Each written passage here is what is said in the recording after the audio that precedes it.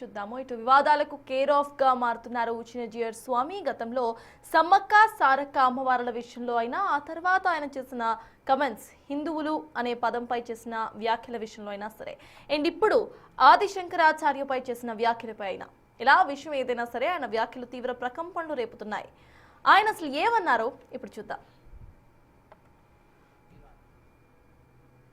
పెట్టుకుంటే ఇప్పుడు ఆ పేరు ఎందుకు వచ్చింది? ఎవడో పెట్టాడు ఒకడు. విగ్రహారాధన అంటే పడనివాడు, విగ్రహారాధకులను చూస్తే అసహ్యం వేసినవాడు, విగ్రహారాధకులంటే ఉత్త కాఫిర్స్ అని అనుకున్నవాడు పెట్టిన పేరండి అది. హిందూ అనే పదానికి అర్థం కాఫిర్ అని అర్థం. కాఫిర్ అంటే దౌర్భాగ్యుడు అని అర్థం. మీరంతా అదే జాతి వాళ్ళు కావాలి. ఏమండి, మీరంతా దౌర్భాగ్యులా? I don't think so. అసలు సారక్క సమ్మక్క ఎవరు?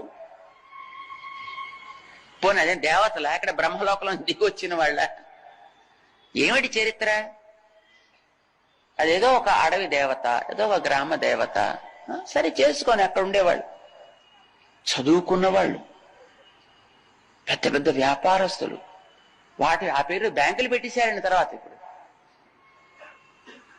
That became a business now. అన్యాయం చూశారండి. అది ఒక చెడు. శంకరాచార్యుల వారు ఏర్పాటు చేయలా. శంకరాచార్యుల వారు 32 ఏళ్ల వయస్సులో ఉత్తర భారతానికి వెళ్ళారు, హిమాలయాల్లోకి. తిరిగి వచ్చిన చరిత్ర లేదు. అంచేత మళ్ళీ ఆయన వచ్చి మఠాలను ఏర్పాటు చేయడం అనేటటువంటిది, that's not the right story. సుమతానికి ఈ వ్యాఖ్యలపైన ఇప్పుడు తీవ్రమైన వివాదం చెలరేగుతోంది. ఆదిశంకరాచార్యులపై ఆయన చేసిన ఈ కమెంట్స్ ఏవైతే ఉన్నాయో అవి అగ్గి రాజేస్తుందని చెప్పాలి. మరోవైపు పరిపూర్ణానంద స్వామి అయితే రామాంజనాచార్యులు అసలు ఆచార్యులే కాదంటూ మరో స్టేట్మెంట్ ఇచ్చేస్తారు. సో దీనికి సంబంధించి మాట్లాడదాం. సార్, ఇటు చిన్నజీయర్ స్వామి చేస్తున్న ఈ వ్యాఖ్యలను మనం ఎలా చూడొచ్చంటారు? అంటే ఇది రీసెంట్గా కాదు, ఆయన కొన్ని ఇయర్స్ నుండి ఇటువంటి స్టేట్మెంట్స్ పాస్ చేస్తూ ఉన్నారు. సో ఈ స్టేట్మెంట్స్ పై మీ అభిప్రాయం ఏంటి సార్? నేనేమి తత్వవేత్తన కాదు, నేనేమి మత ధర్మం పైన అథారిటీ కాదు. అందువల్ల I'm not the suitable person to comment. అంటే ఆదిశంకరాచార్యుల వారు నారాయణ పరతత్వాన్ని బోధించాడు, ఆయన 4 మఠాలు ఏర్పాటు చేయలేదు. ఇవన్నీ చిన్నజీయర్ స్వామి వాదన. సమ్మక్క సారక్క దేవతే కాదు, అసలు హిందూ అంటే ఆ దౌర్భాగ్యుడు, కాఫీరు.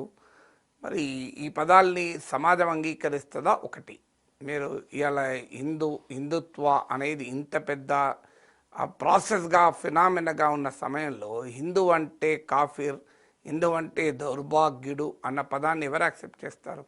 వాస్తవంగా ఇది గతంలోనే వివాదమైంది. ఆఫ్ కోర్స్ ఈ సోషల్ మీడియా ఏజ్లో ఏమవుతుంది అంటే, తాజాగా వివాదం మొదలైతే దానికి లింక్డ్ ఉన్న వివాదాలన్నీ వస్తాయి. వాస్తవంగా హిందూ అన్న పదం చరిత్రకారులు కూడా చెప్పేది నిజమే. సింధు నాగరికత, సింధు నది ప్రాంతంలో నుంచి హిందూ అని వచ్చిందని.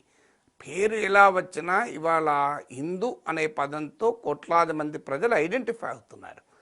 దానికి హిస్టారికల్ ఫ్యాక్ట్స్ చెప్పడం వేరు, దానికి విపరీతమైన అర్థాల్లోకి వెళ్ళడం వేరు. రెండు వేరు వేరు.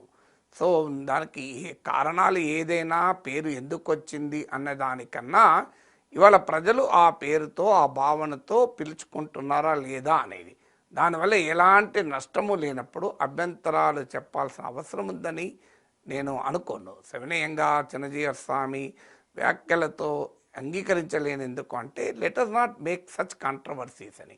ఇలాంటి వివాదాలు అవసరమా అనేది నా క్వశ్చన్. ఇక ఆదిశంకరాచార్యుల వారు ఏ పాత్ర పోషించారు? ఆదిశంకరాచార్యుల వారు, రామానుజాచార్యుల వారు ఇద్దరు భారతీయ తాత్విక విజ్ఞాన సంపదకు ఒక మారుపేరు. They are the great symbols of, great protagonist, great proponents of Indian philosophical tradition. భారతీయ తాత్విక చింతనకు ఒక గొప్ప కంట్రిబ్యూషన్ చేశారు. ఆ మాటకొస్తే మానవాళి తాత్విక విజ్ఞానానికి, తాత్విక పరిజ్ఞానానికి, తాత్విక వారసత్వానికి ఒక గొప్ప కంట్రిబ్యూషన్ చేశారు. They are the two great Indian philosophers. వాళ్ళు ఏ కాలంలో, నాకు గుర్తున్నంత వరకు ఆదిశంకరాచార్యులు మోర్ దెన్ 1200 years ముందు. అప్పుడు మనము అలాంటి వారు ఏ రకమైన కంట్రిబ్యూషన్ చేశాడు, అసలు భారతీయత, భారతీయ సాత్విక ఆలోచన, భారతీయ తాత్విక వారసత్వం, ఇండియాస్ ఫిలసఫికల్ ట్రెడిషన్, ఇండియాస్ ఫిలసఫికల్ హెరిటేజ్ ముక్క చెక్కలై ఉన్న సమయంలో ఆ దేశములో ఉన్న భిన్నమైనటువంటి ఆధ్యాత్మిక భావాల మధ్య ఒక ఏకీకరణ సాధించినటువంటి మహనీయుడు ఆదిశంకరాచార్యులు. సో ఆయన ఆదిశంకరాచార్యుల అద్వైత సిద్ధాంతం ద్వారా ఒక దేశంలో ముక్క చెక్కలైనటువంటి సాంప్రదాయాన్ని, తాత్విక చింతల్ని ఏకం చేశాడు. వీళ్ళు ఆదిశంకరాచార్యుడు చెప్పిన ప్రతి అంశంతో అందరూ అంగీకరించాలని నేనేం చెప్పడం లేదు, కానీ హిస్టారికల్గా, ఫిలసఫికల్గా ఆదిశంకరాచార్యుల వారు పోషించినటువంటి పాత్రను మనం విస్మరించలేము. ఇక రామానుజాచార్యుల వారు భారతీయ తాత్విక చింతనను ప్రజలందరికీ చేరువ చేసినటువంటి ఒక సమతామూర్తి. అందుకే మీకు చిన్నజీయర్ స్వామి గారు కూడా దాన్ని సమతామూర్తి అని పేరు పెట్టుకుంటున్నారు. రామానుజాచార్యుల వారు ఏమన్నారు, ఆయన గురువు గారు నారాయణ మంత్రాన్ని బోధించి, ఇది నువ్వు ఎవరికైనా చెబితే నరకానికి పోతావు, ఇది గురుముఖం ద్వారా మాత్రమే, గురువు ద్వారా మాత్రమే వినాలి, ఎవరికి చెప్పొద్దు అంటే ఊర్లోకి వెళ్ళి అందరినీ పిలిచి చెప్తాడు. అదేంటయ్యా, నీకు చెప్పాను కదా నువ్వు నరకానికి పోతావని. అందరికి ఎందుకు చెప్తానంటే వాళ్ళందరూ వైకుంఠానికి పోతారు కనుక నేను నరకానికి పోయినా మంచిదే అన్నాడు. అంత గొప్ప సమతా దృక్పథాన్ని ప్రబోధించిన మహనీయులు రామానుజాచార్యులు. అంటే ఆదిశంకరాచార్యులేమో ముక్క చెక్కలైన భారతీయ తాత్విక ఆధ్యాత్మిక సంపదను కన్సాలిడేట్ చేస్తే, మీకు రామానుజాచార్యులేమో సామాన్యుడికి దాన్ని చేరువ చేసిన భక్తి ఉద్యమ ఆద్యుల్లో ఒకరు. అందువల్ల వారికి ఉండే హిస్టారికల్ రోల్ను మనం గుర్తించాలి, వాళ్ళకు ఉన్న ఫిలాసఫికల్ రోల్ గుర్తించాలి.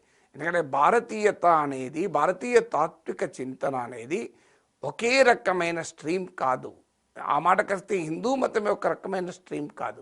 సర్వేపల్లి రాధాకృష్ణన్ హిందూ మతం పైన ఒక గొప్ప అథారిటీ ఆయన ఏమంటాడు, ఇది టెపిస్ట్రీ ఆఫ్ ఫేత్స్ అంటాడు. అనేక విశ్వాసాల సమాహారం. ప్రజలు అనేక రూపాల్లో దైవాన్ని కొలుస్తుంటారు. సమ్మక్క సారక్క అందులో ఒక రూపం. ఇవాళ చిన్నజీయర్ స్వామి కాదన్నాడు గనక సమ్మక్క సారక్కను పూజించేవారు తగ్గారా? ఇప్పుడు 3 కోట్ల మంది ఈసారి సందర్శించారు. వాళ్ళంతా సనాతన ధర్మానికి వ్యతిరేకులా? వారంతా వైదిక ధర్మానికి వ్యతిరేకులా? ఎందుకంటే చిన్నజీయర్ స్వామి హిందూ అంటే అంగీకరించారు కనుక నేను హిందువులు అనే పదం వాడకుండా వాడుతున్నాను. వాళ్ళందరూ కూడా మీకు చిన్నజీయర్ స్వామి బోధించేటువంటి మీకు విష్ణుమూర్తిని పూజిస్తారు, సమ్మక్క సారక్కను పూజిస్తారు. తప్పు కాదు కదా. అందువల్ల Indian philosophy, Indian spiritualism is not uni God కాదు, ఒకే దేవుడు కాదు. అనేక రూపాల్లో దేవుణ్ణి పూజించేటువంటి సాంప్రదాయం ఉంది. అలాగే తాత్విక చింతన కూడా అనేక రూపాల్లో ఉంటుంది. ఇప్పుడు ద్వైతము, అద్వైతము, విశిష్టద్వైతము, జీవాత్మ వేరు పరమాత్మ వేరు అని ద్వైతం చెప్తే, జీవాత్మ పరమాత్మ ఒక్కటే అని అద్వైతం చెప్పింది. సో విశిష్టద్వైతము జీవాత్మ పరమాత్మ వేరు లాంటిదైతే జీవాత్మ కాండము లాంటిది అని జీవాత్మకు పరమాత్మకు ఉన్న సంబంధాన్ని విశదీకరించింది. అందువల్ల ఇలా ద్వైతము, అద్వైతము, విశిష్టాద్వైతము లాంటి భావవాద ఆలోచనలతో పాటు లోకాయుత లాంటి భౌతికవాదం, మీకు న్యాయ, వైశేషిక, సాంఖ్య, మీమాంస, లోకాయుత, చార్వాక, ఇలా అనేక రకాల తాత్విక చింతనలు ఈ గడ్డపైన వెళ్తాయి, బౌద్ధ జైన తాత్విక చింతనలతో పాటు. సో అందువల్ల వీటికి ఉన్న ఫిలాసఫికల్ కంట్రిబ్యూషన్ ఏంటి అనేది మనం చూడాలి. కానీ అనవసరంగా ఆ మహనీయుల మధ్య పేచీ పెట్టి, ఒక ఆయనేమో అసలు ఆదిశంకరాచార్యుల్ని ప్రశ్నిస్తే హిస్టారికల్ అండ్ ఫిలాసఫికల్ రోల్ పైన ప్రశ్నలు లేవనెత్తితే, మరొకరేమో అసలు రామానుజాచార్యులే ఆచార్యులు కారు అని విభేదాలు సృష్టిస్తే అది ఎవరి ప్రయోజనాల కొరకు? ఎప్పుడైనా ఎంత గొప్పవారైనా ఒకటి ఆలోచించాలి. మనం ఒక మాట అన్నప్పుడు అందులో పెద్దలు, అందులో ఆధ్యాత్మిక గురువులు ఒక మాట అన్నప్పుడు లోక కళ్యాణానికి ఉండాలి. ఒక మాట ఎందుకు అనాలి, మీరు ఆ కారణం ఏంటి, దీని పర్పస్ ఏంటి, దీనివల్ల ప్రయోజనం ఏంటి అని ఆలోచించాలి కదా. ఈ రకమైన వివాదాలను రేకెత్తించడం వల్ల సమాజ హితానికి ఇది ఉపయోగపడుతుందా? ఆధ్యాత్మికవేత్తల నుంచి మనం ఆశించేది సర్వమానవ సౌభ్రాతృత్వం, సర్వలోక కళ్యాణం. అలాంటి ఒక గొప్ప ఆలోచనలను మనం ఆవిష్టించాలి. సమాజాన్ని ఐక్యం చేసి సమాజాన్ని ధర్మం వైపుగా, మంచి వైపుగా నడిపించాలి. సమాజంలో విభేదాలను పెంచి పోషించకూడదు. ఇప్పటికే సమాజం అనేక రకాల విభేదాలతో, వివాదాలతో సతమతమవుతున్న సమాజం. ఆధ్యాత్మికవేత్తల ప్రయోజనం ఏంటి, వారి కృషి ఎలా ఉండాలంటే సమాజంలో సహనాన్ని, సమాజంలో సామరస్యాన్ని, సమాజంలో ఐక్యతను, సమాజంలో సమధర్మాన్ని వారు ప్రమోట్ చేయాలి. ఇలా మన విభేదాలను తెచ్చుకోగలిగితే అది దేశహితానికి తోడ్పడదు. అందులో భారతీయతకు ఉండేటువంటి స్వభావం రీత్యా ఆధిపత్యం మంచిది కాదు. ఫిలాసఫీస్ అనేకం ఉండొచ్చు. నా ఫిలాసఫీ గొప్పది అని ఒక ఆలోచన ఎప్పుడైతే మొదలవుతుందో అది సమస్యలు తెస్తుంది. సో ఎవరిపైన ఆధిపత్యం చెలాయించకూడదు. ఈశాోపనిషత్తులో చెప్తారు, ఒక జీవరాశి పైన మరో జీవరాశి ఆధిపత్యం చెలాయించకూడదని. ఒక తాత్విక చింతన మరో తాత్విక చింతన పైన ఆధిపత్యం కోరుకోకూడదు. దాని మధ్య ఇంటరాక్షన్ ఉండాలి.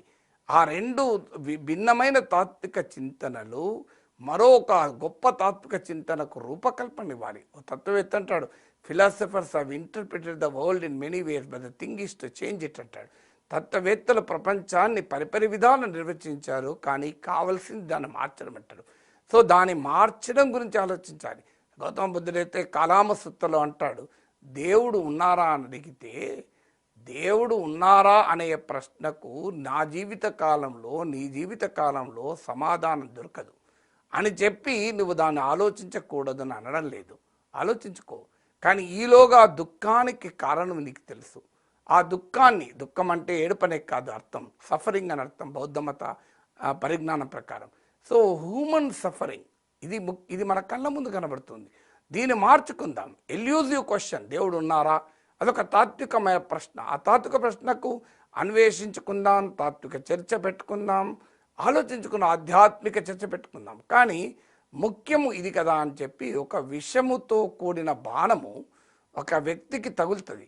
అప్పుడు వైద్యుడు వచ్చి ఆ బాణం తీయబోతుంటే ఆ బాధితుడు అంటాడు, బాణము తీయకు, ఒక వైద్యుడా ముందు నాకు ఈ బాణం వేసిన వాడు ఎవడో చెప్పు, వేసడానికి కారణం ఏంటో చెప్పు, ఆ విషము ఏ పదార్థంతో తయారు చేసిందో చెప్పు, నా పైన ఎందుకు వేశాడో చెప్పు అని అడిగితే ఆ వైద్యుడు అంటాడు, ఇవన్నిటికీ సమాధానాలు వెతికే లోపల నువ్వు ఉంటావా అని అడుగుతాడు.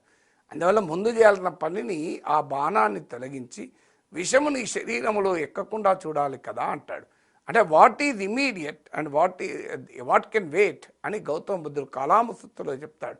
అందువల్ల ఇలాంటి ఎల్యూజివ్ టాపిక్స్, అంటే ఎంతకు అనంతమైంది, అనేక భావాలకు అవకాశం ఉన్న తాత్విక చింతనను మనము ఇప్పుడు సమాజంలో ఉండే ప్రజల ఐక్యతను భంగం వాటిల్లడానికి ఎందుకు వాడాలి అంటానండి.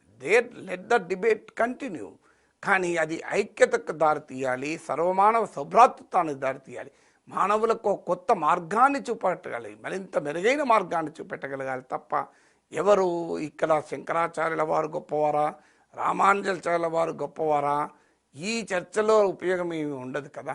అందువల్ల పెద్దలకు ఆధ్యాత్మికవేత్తలకు మనం కోరుకునేది ఏంటంటే, అయ్యా ఈ వివాదాలు అనవసరంగా సమాజానికి మంచిది కాదు.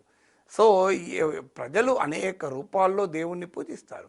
రామకృష్ణ పరమహంస అంటాడు, మార్గాలు వేరైనా దేవుడు ఒక్కడే అంటాడు. ఆ మాటకత్తే విష్ణుతత్వమే చెప్తుంది కదా. ప్రహ్లాదుని శ్లోకం మనకందరికీ తెలదా, చక్రి సర్వోపగతంబు ఎందెందు వెదికిన అందందు కలదు దానవాగ్ని అంటాడు కదా. సో మరి చక్రి సర్వోపగతం అయినప్పుడు చక్రి శ్రీమన్నారాయణుడు అందరిలోనూ ఉంటాడు, సమస్త విశ్వంలో ఉన్నప్పుడు మళ్ళీ మనకు సమ్మక్క సారక్కులో కూడా ఆ దైవతత్వమే ఉంటుంది కదా. సో వారు సమ్మక్క సారక్కులు దేవుణ్ణి చూసుకుంటున్నారు, ఇంకో దాంట్లో దేవుణ్ణి చేసుకుంటారు. సో ఎవరితో ఎక్కడ ఏ రూపంలో ఉన్నా ఈశ్వరుడు ఒక్కడే అంటే కదా ధర్మం చెప్పేది. అందువల్ల లేని వివాదాలను మనం తెచ్చుకోవాల్సిన అవసరం లేదు. సమాజానికి ఇప్పటికే చాలా విభేదాలు ఉన్నాయి. అందువల్ల ఆధ్యాత్మికత ప్రజల్ని ఐక్యం చేయాలి, ప్రజల్ని సామరస్యం వైపు నడిపించాలి. Yes, sir. So, yes, sir. Thank you so much.